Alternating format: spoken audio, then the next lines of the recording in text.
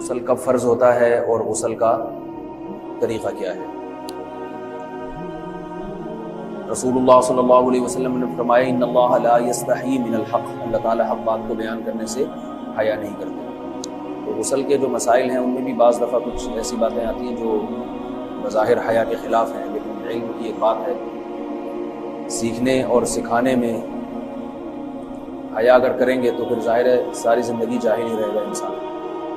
اور غسل کے مسائل سیکھنا اس لیے ضروری ہے کہ غسل جب فرض ہوتا ہے تو جب تک مکمل غسل نہ ہو آپ کی نماز ادا نہیں ہوتی۔ رسول اللہ صلی اللہ علیہ وسلم نے فرمایا الماء من الماء، حدیث ہے کہ غسل فرض ہوتا ہے خواہش نفس کے ساتھ جسم سے منی خارج ہونے سے۔ مرد پہ غسل کب فرض ہوگا؟ جب اس کے جسم سے شہوت کے ساتھ منی خارج ہو۔ منی بالکل سفید رنگ کی چیز ہے، ایک ہوتی ہے مزی۔ شہوت پیدا ہونے سے اگر کسی کے مرد یا عورت کے صرف رطوبت خارج ہونا شروع ہو گئی اس سے غسل فرض نہیں ہوتا۔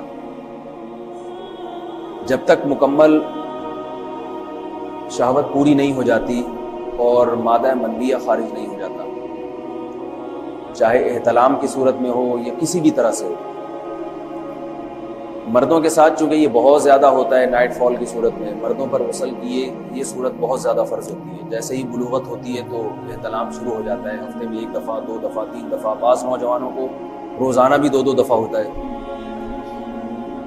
جبکہ خواتین میں یہ والے غسل کی صورت بہت ہی کم ہوتی ہے کہ ان کو نائٹ فال ہو یا اس طرح سے غسل فرض ہو۔ ہزاروں میں کسی ایک عورت کے ساتھ ایسا ہوتا ہے۔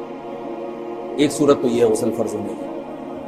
دوسری صورت کیا ہے کہ جب انسان اپنی زوجہ کے ساتھ ملاپ کرے اور انٹرکورس ہو جائے، چاہے اس صورت میں ڈسچارج دونوں میں سے کوئی ہو یا نہ ہو، لیکن دونوں پہ غسل فرض ہو جائے، مرد پہ بھی اور عورت پہ۔ یہ تو مردوں کے غسل کے فرض ہونے کا۔ مردوں کے غسل میں ایک چیز یہ بھی ہے کہ اگر آپ نے رات کو نیند کی اور صبح آپ اٹھے اور آپ نے کپڑوں پہ نشان دیکھا، اب آپ کو یہ پتہ نہیں چل رہا کہ یہ منی کا نشان ہے یا مزی کا ہے، تو بھی آپ پر غسل کرنا فرض ہے۔ یہی سمجھا جائے گا کہ یہ آپ خواب میں ڈسچارج ہو۔ عورت پر جو غسل فرض ہوتا ہے ایک اور صورت میں ہوتا ہے کہ جب خواتین کو ایام آنا بند ہو جاتے ہیں، حیض یا نفاس سے جب پاک ہو جائیں تو بھی ان پہ غسل فرض ہے۔ یہ تو غسل کی فرضیت سے متعلق احکام تھے۔ کچھ چیزیں ایسی ہیں جن میں غسل سنت ہے، فرض نہیں۔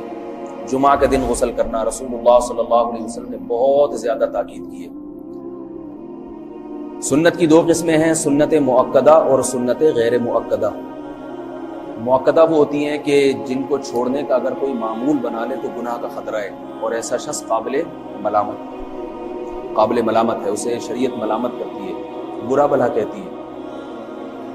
تو غسل سنت مؤکدہ ہے، ہفتے میں 1 مرتبہ، چاہے جمعے کے دن ہو یا کسی بھی دن ہو۔ جو مسلمان ہفتے میں 1 دفعہ بھی نہیں نہاتا، وہ کتنا ہی نیٹ کلین ہو، مگر شریعت کی نظر میں وہ قابل ملامت ہے، اسے تانے دینے چاہیے، شرم نہیں آتی وہ مسلمان مگر رہتے ہو بھنگیوں اور چماروں کی طرح۔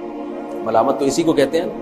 اس کی دلیل رسول اللہ صلی اللہ علیہ وسلم نے فرمایا، صحیح حدیث ہے، حق علی کل مسلم ان یغتسل کل اسبوع مرۃ، کہ ہر مسلمان پر لازم ہے کہ وہ ہفتے میں کم از کم 1 مرتبہ غسل کرے۔ ہر مسلمان پر لازم ہے، چاہے اس پہ غسل فرض نہ بھی ہو۔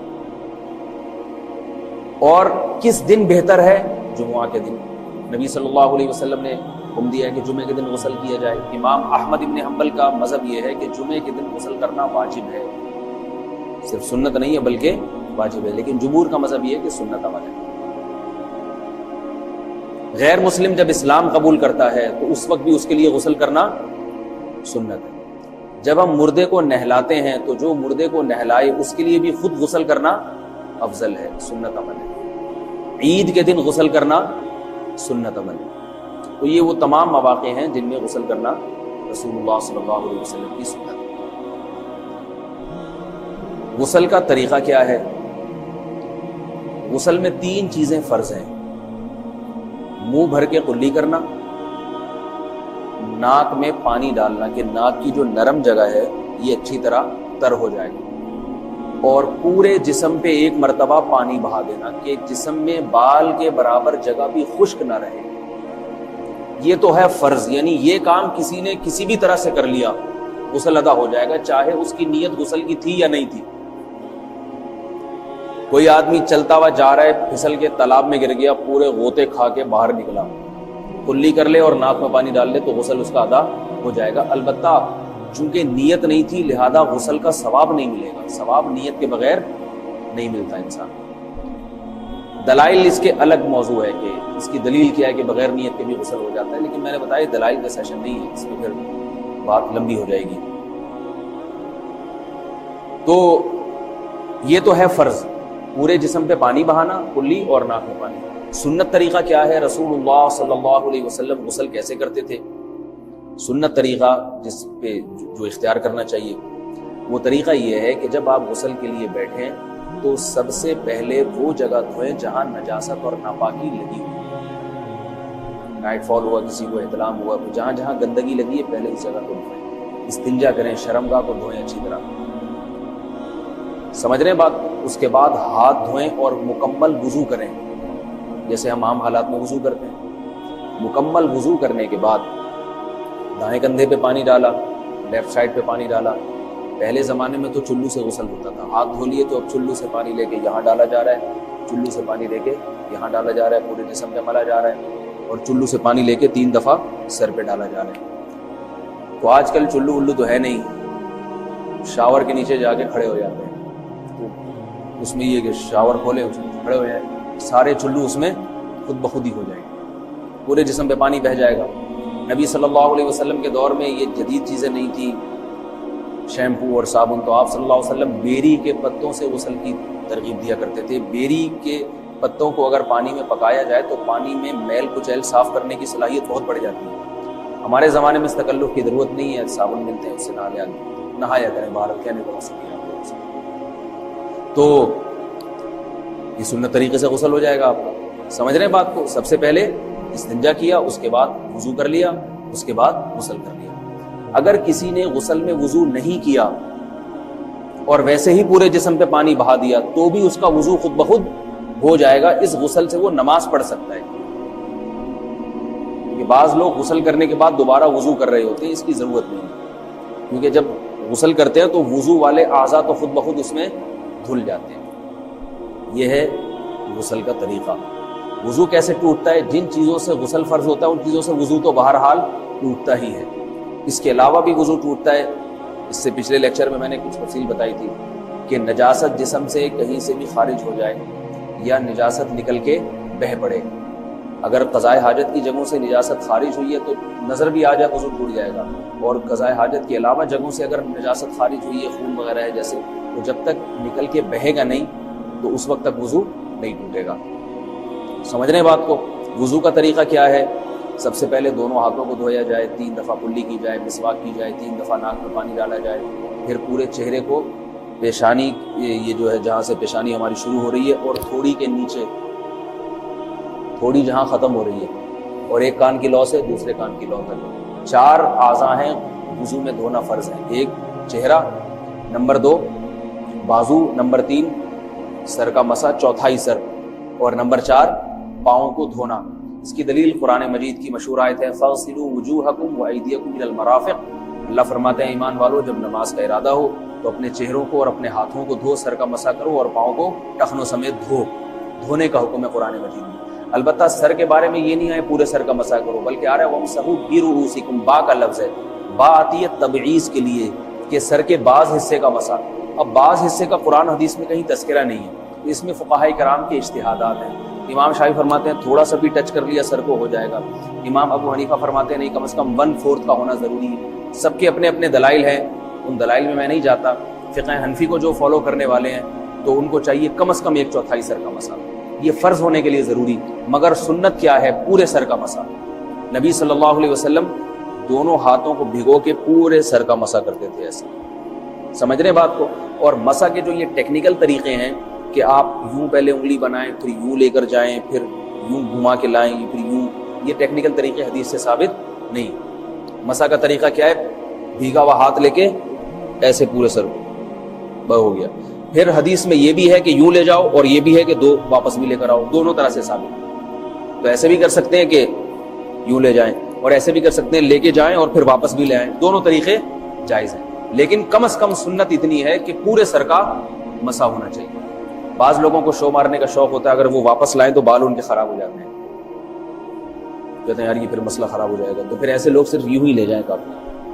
افضل تو یہ کہ یوں بھی لے جائیں یوں بھی لے جائیں، دونوں طرح سے صحیح ہے، بارہ دونوں حدیث سے ثابت ہے۔ سمجھ رہے بات کو؟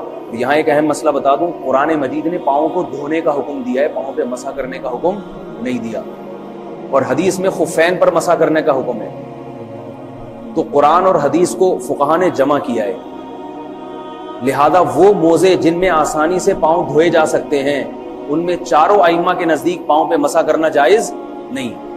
سعودی عرب میں جو بعض سلفی حضرات اور یہاں ہمارے ہاں بھی اہل حدیث حضرات نے عام موزوں پر بھی جو مسح کی ایک روایت ڈال دی ہے، اسلاف میں، تابعین، تبع تابعین میں اور چاروں ائمہ کے مذاہب میں اس کا ثبوت نہیں ملتا۔ اگر اسلاف میں کوئی قائل بھی ہے تو ایک شاذ قول، اکا دکا قول ملتا ہے، ورنہ یہ ائمہ اربعہ کے مذہب کے خلاف ہے، اور جو احادیث جو نقل ہوتی ہیں صحیح سند کے ساتھ ان کے بھی خلاف اور قرآن کی آیت کے بھی خلاف۔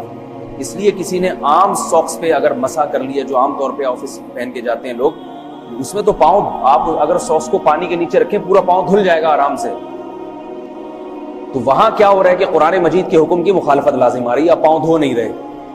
تو اس لیے ہم یہ سمجھتے ہیں کہ اس صورت میں نماز ادا نہیں ہوگی۔ سعودی عرب میں بعض سلفی حضرات نماز پڑھاتے ہیں، وہ ایسے ہی کرتے ہیں کہ عام ساکس پہ مسح کر کے نماز پڑھا لیتے ہیں۔ تو فتویٰ اسی پر ہے کہ ان کی اگر کسی کو یقین ہے کہ اس نے عام ساکس پہ مسح کر کے نماز پڑھائی ہے تو اس کے پیچھے نماز ادا نہیں ہوگی، کیونکہ قرآن کے مطابق اس کا وضو ہوا ہی نہیں ہے۔ صدیوں تک کوئی بھی اس قول کا قائل نہیں رہا ہے کہ عام ساکس پہ بھی مسح ہو جاتا ہے۔ یہ ابن تیمیہ رحمہ اللہ تعالیٰ 7ویں صدی میں اس کے قائل تھے، اور تابعین میں اکا دکا قول ملتے ہیں اس کے، لیکن شاذ قول ہیں، مرجوح قول ہیں جن پر امت نے فتویٰ نہیں دیا۔ اور اب سعودی عرب میں بعض سلفی حضرات اس کے قائل ہیں۔ ہمارے ہاں اہل حدیث حضرات بھی چونکہ اکثر سعودی عرب کے سلفی حضرات ہی کو فالو کرتے ہیں، انہوں نے بھی وہیں سے یہ فتویٰ لیا ہے۔ لیکن ائمہ اربعہ کے مذہب میں اور دلائل کے لحاظ سے دیکھا جائے تو یہ مذہب کمزور ہے۔ قرآن نے پاؤں کو دھونے کا حکم دیا، آپ دھوئیں گے پاؤں جب تک دھونا ممکن ہے۔ چمڑے کے موزے ہیں ان کو دھونا ممکن نہیں ہے اتارے بغیر، لہذا ان موزوں کے اوپر مسح ہو جائے گا، تو اس سے قرآن پر بھی عمل ہو جائے گا اور حدیث پر بھی عمل ہو جائے گا۔ اس لیے ائمہ اربعہ نے جو قرآن و حدیث کو سمجھ کے جو فیصلہ کیا ہے اس پہ چلنا ہمارے لیے زیادہ مفید ہے بنسبت آج کل کے جو علماء ہیں ان کی اپنی ذاتی آراء پر۔ اس لیے یہ بھی ایک وضو سے متعلق عام مسئلہ تھا، سمجھ رہے ہیں؟ باقی تو ماشاءاللہ وضو کرنا سب کو آتا ہی ہے۔